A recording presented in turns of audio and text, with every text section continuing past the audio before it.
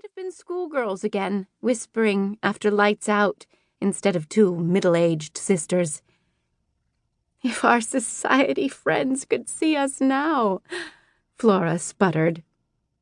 They would have us committed to an asylum. I think Thomas Cook should add tours of the Sinai with a Bedouin camel caravan to his posh itineraries, Flora said. Don't you? Rebecca laughed out loud at the idea, then quickly covered her mouth again. Shh, we'll wake up Kate, Flora whispered. I'm already awake, Miss Flora. Kate sounded peeved. Oh, I'm sorry, dear. It's just that when I think of where we are and the absurdity of this storm. Yes, shouldn't we be making social calls or raising funds for one of your charities? Rebecca asked in her grandest voice. She and Flora laughed all over again.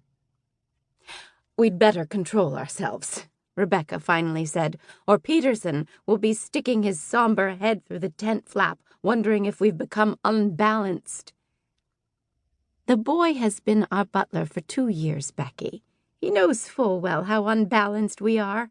Remember the first time he saw us doing calisthenics in our backyard in our bloomers?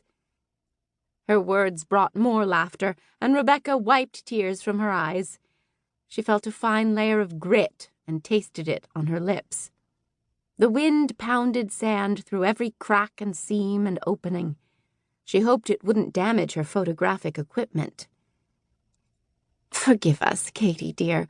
We'll settle down now, I promise. Go back to sleep. How can I sleep when I'm about to be blown away? Kate grumbled. Rebecca couldn't see their so-called lady's maid in the darkness, but she could imagine the churlish frown on her face, her stiff posture and crossed arms.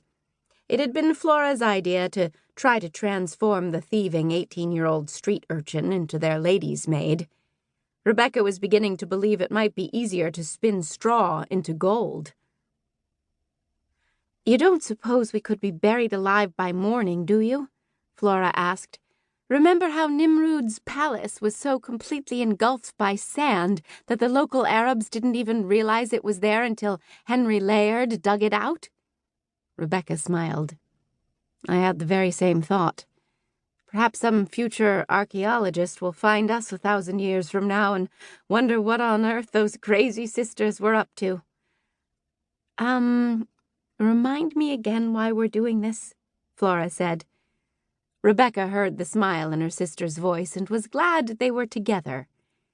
They had enjoyed exotic travel since they were schoolgirls, exploring Paris's maze-like streets, traveling up the Nile in a dahabeah to see the pyramids, perusing the souks and dark alleyways of places like Cairo and Jerusalem. I believe we came here because we longed for an adventure, remember? Rebecca replied. But that wasn't the only reason. Midway through her life, Rebecca had fallen in love. Professor Timothy Dyke was brilliant, scholarly, warm, companionable, and in love with her too. They were so well suited that Rebecca might have been formed from the rib plucked from his side. But she couldn't accept Timothy's marriage proposal. Not yet, anyway. Perhaps never. This quest at St. Catherine's was her last resort, and if it failed, she had no other recourse but to remain a spinster.